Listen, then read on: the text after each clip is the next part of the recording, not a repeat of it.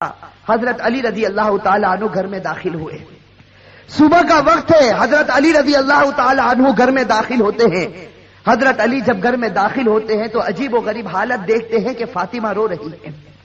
اب صبح کا وقت ہے, فاطمہ رو رہی, آنکھوں سے آنسو جاری ہے, اور حضرت علی دیکھتے ہیں کہ فاطمہ چکی پیسنے کے لیے تیار ہے, اور قریب میں پانی گرم ہو رہا ہے, اور قریب میں کپڑے رکھے ہیں جس کو دھونا ہے. اب حضرت علی حیران ہو جاتے ہیں کہ میں تو روزانہ صبح گھر میں آتا ہوں, لیکن کبھی میں نے یہ تو نہیں دیکھا کہ میری بیوی فاطمہ رو رہی ہو اور پانی گرم ہو رہا ہو, کہیں کپڑے دھلنے کی تیاری ہو رہی ہو, کہیں چکی پیسنے کی تیاری ہو رہی ہو. بس حضرت علی رضی اللہ تعالی عنہ گھبرا جاتے اور اپنی بیوی فاطمہ سے پوچھتے ہیں کہ آخر یہ کیا معاملہ, یہ صبح صبح فجر کے وقت کیا عالم ہے کہ تم رو رہی ہو اور یہ ساری چیزیں تیار ہو رہی ہیں.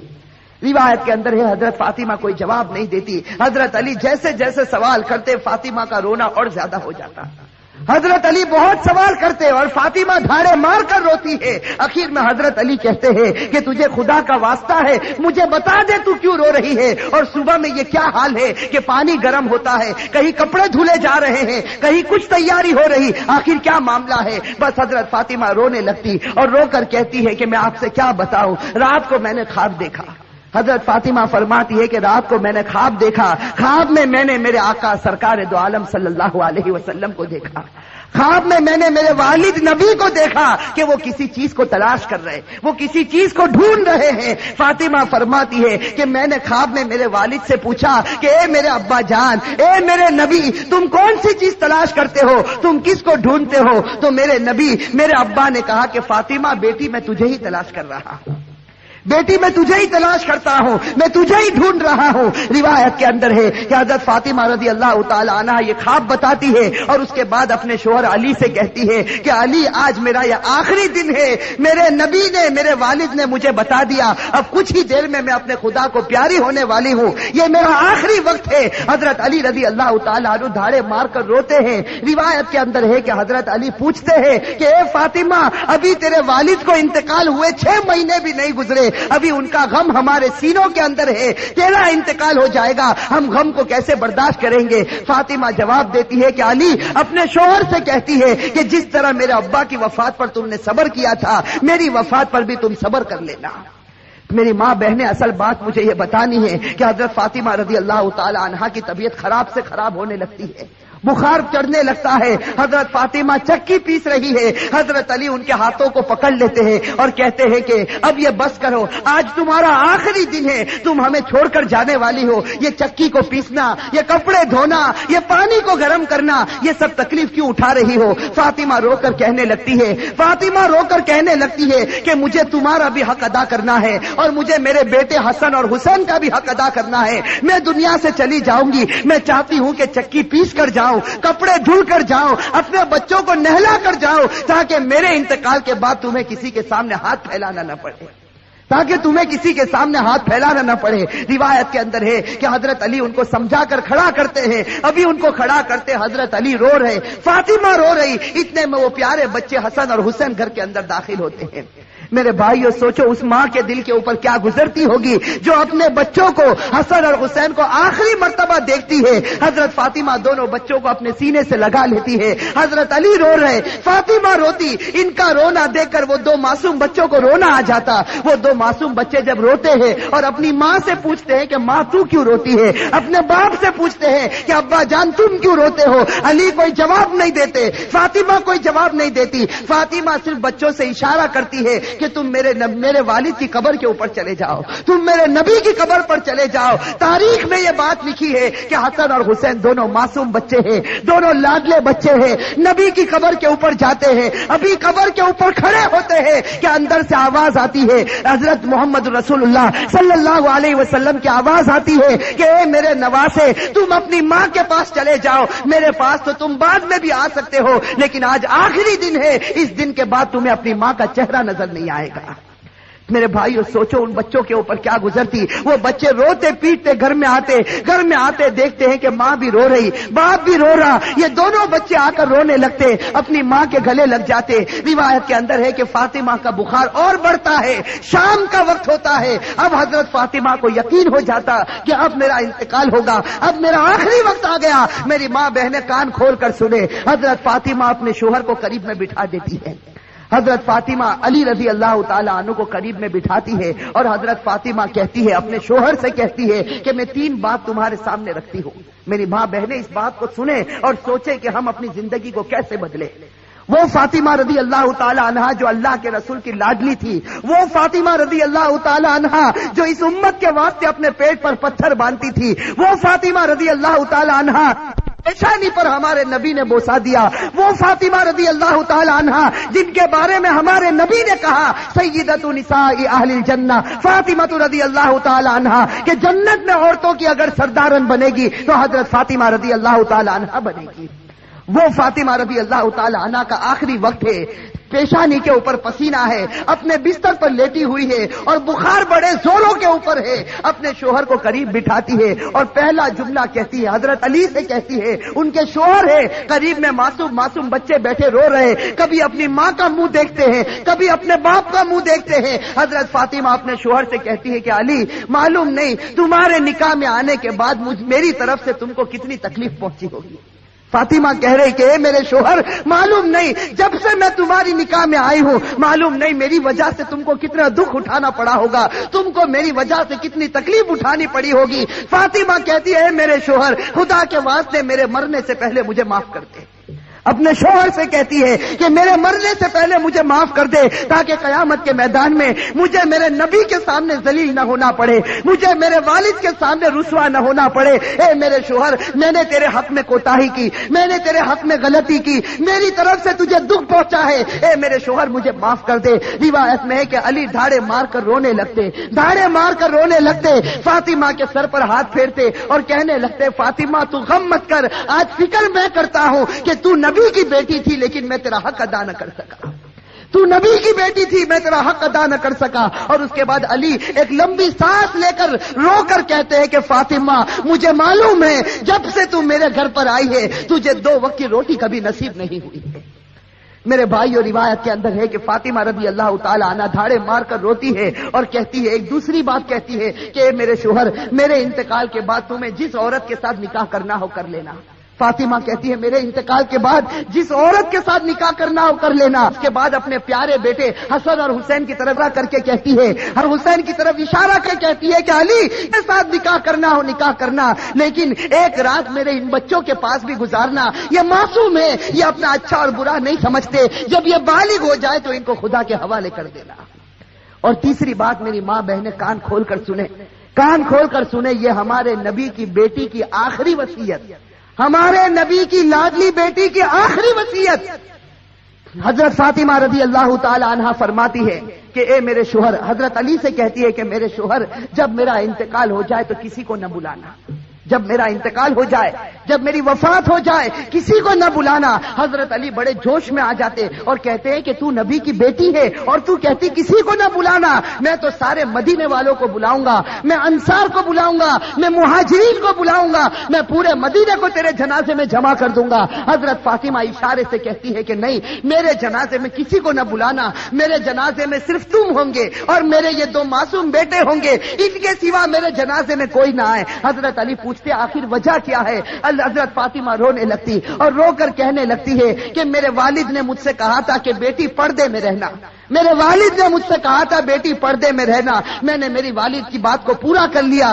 زندگی میں کسی مرد نے میرے بدن کو نہیں دیکھا, میں چاہتی ہوں کہ موت کے بعد بھی کوئی میرے بدن کو نہ دیکھے, میں چاہتی ہوں موت کے بعد بھی کوئی غیر آدمی میرے جسم کی طرف نگاہ نہ اٹھائے. میری ماں بہنیں آج اسی بات سے ہمیں شرم آتی ہے. آج ہماری ماں بہنوں کو کہا جائے کہ بھائی پردہ کر لو, اور ہمارے جوانوں کو کہا جائے کہ تیرا چہرہ ایسا بنا دے جو چہرہ تیرے نبی کا تھا, تو میرے بھائیوں ہمیں پسند آتا ہے؟ میرے بھائیوں ہمارے جوانوں سے پوچھو کہ بھائی چہرے پر داڑھی رکھ لے، ہماری ماں بہنوں کو کہو پردہ کر لے، میرے بھائیوں یہ ہمیں پسند نہیں آتا۔ بتاؤ اگر نبی سے سچی محبت ہوتی، فاطمہ سے سچی محبت ہوتی تو فاطمہ کی آخری وصیت ہے کہ زندگی میں کسی نے میرے بدن کو نہیں دیکھا، میں چاہتی ہوں کہ موت کے بعد بھی کوئی میرے بدن کو نہ دیکھے۔ روایت کے اندر ہے یہ تین باتیں کہہ کر فاطمہ ایک عجیب و غریب جملہ کہتی ہے اور ہمیشہ کے لیے خدا کو پیاری ہو جاتی۔ آخری جملہ حضرت علی سے کہتی ہے کہ علی آج میں نے روزہ رکھا ہے۔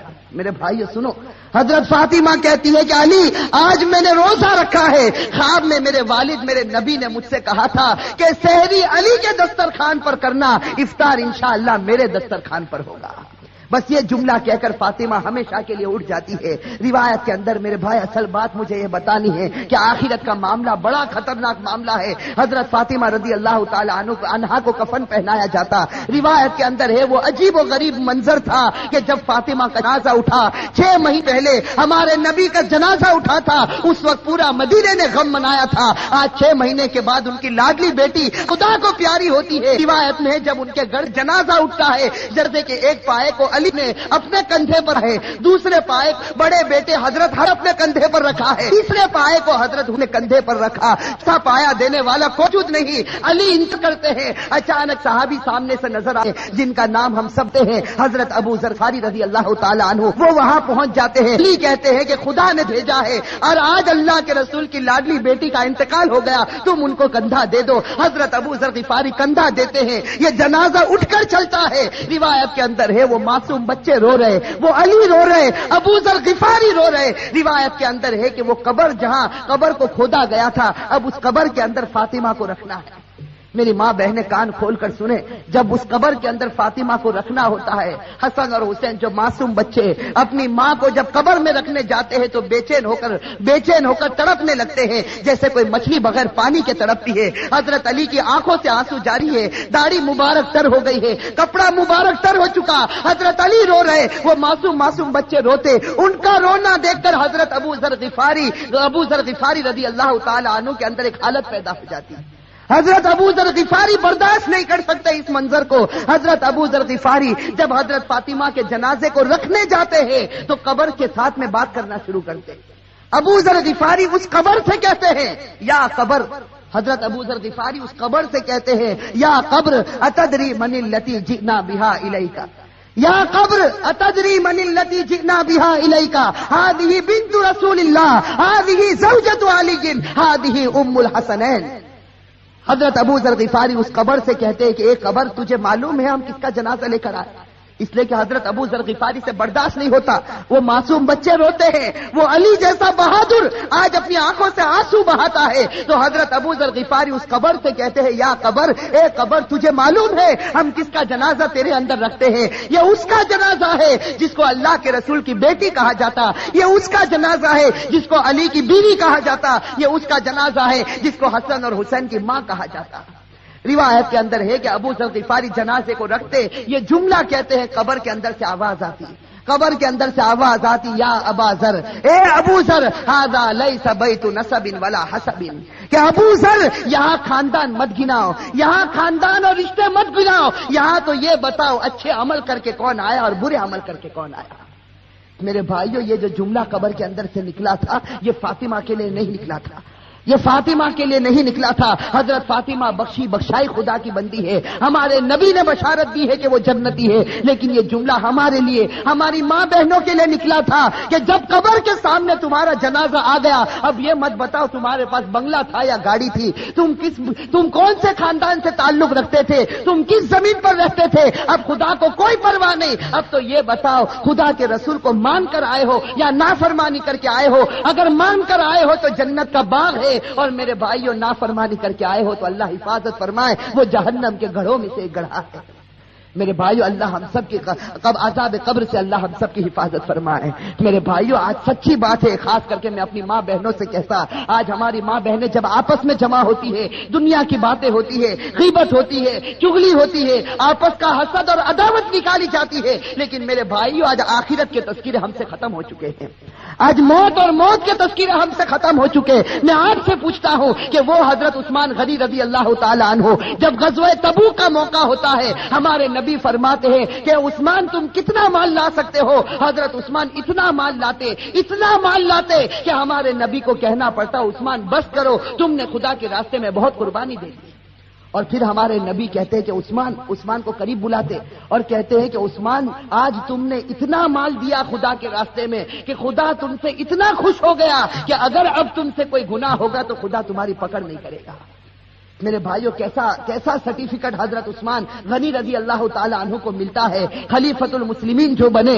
حضرت عثمان غنی رضی اللہ تعالی عنہ کو اللہ کے رسول کی طرف سے سرٹیفکیٹ ملا، عثمان اگر تیرے سے کوئی گناہ ہو جائے گا خدا تیری پکڑ کرے گا، تو نے اسلام واسطے بڑی بڑی قربانیاں دی۔ لیکن میرے بھائیوں ذرا حضرت عثمان کی تاریخ کو اٹھا کر دیکھیں، یہی حضرت عثمان جب مسلمانوں کے خلیفہ بنتے ہیں، روایت کے اندر ہے حضرت سعید ابن عامر رضی اللہ تعالی عنہ فرماتے ہیں کہ رات کا وقت ہوتا ہے، یہ امیر المؤمنین عثمان غنی رضی اللہ تعالی عنہ قبرستان چلے جاتے ہیں، رات کا وقت ہے، سناٹا ہے، حضرت عثمان غنی رضی اللہ تعالی عنہ قبرستان چلے جاتے اور روایت میں ہے کہ قبر کے پاس جا کر اتنا روتے تھے قبرستان میں جا کر حتی تبل لحیتہ، یہاں تک کہ ان کی داڑھی مبارک تر ہو جاتی تھی۔ اور لوگ آ کر عثمان سے پوچھتے تھے تذکر الجنت والنار فلا تبکی وتبکی من ھذا، کہ عثمان تم جنت کا تذکرہ کرتے ہو، تم جہنم کا تذکرہ کرتے ہو، لیکن اتنا نہیں روتے، کیا بات ہے کہ تم قبرستان میں جاتے ہو تو اتنا روتے ہو؟ اس وقت عثمان غنی رو کر جواب دیتے تھے کہ میں میرے نبی کو یہ کہتے ہو سنا، ان القبر لمنزل من منازل الاخرہ فان نجا منه فما بعده اثر منه وان لم ينج منه فما بعده اشد منه۔ حضرت عثمان کہتے تھے کہ میں نے میرے نبی کو یہ کہتے ہوئے سنا ہے قبر آخرت کی منزلوں میں سب سے پہلی منزل ہے۔ میری ماں بہنیں، میرے بھائیوں، اس کو سوچو، قبر کی منزل آخرت کی منزلوں میں سب سے پہلی منزل ہے۔ عثمان غنی نے نبی کا فرمان سنا دیا، جو اس منزل میں کامیاب ہو گیا وہ سب منزلوں میں کامیاب ہو گیا، اور اللہ نہ کرے میرے بھائیوں، اللہ نہ کرے جو اس منزل میں پکڑا گیا وہ سب منزلوں میں پکڑاتا جائے گا۔ میرے بھائیو اللہ ہم سب کی حفاظت فرمائے۔ میرے بھائیو سوچو، ایک دن ہمیں بھی مرنا ہے، ہمیں خدا کے پاس جانا ہے۔ میں میرے جوانوں سے کہتا ہوں کہ ایک ارادہ کرو، دیکھو ایک پکا سچا ارادہ کرو کہ اللہ ہم سب کو گناہوں سے بچا دے۔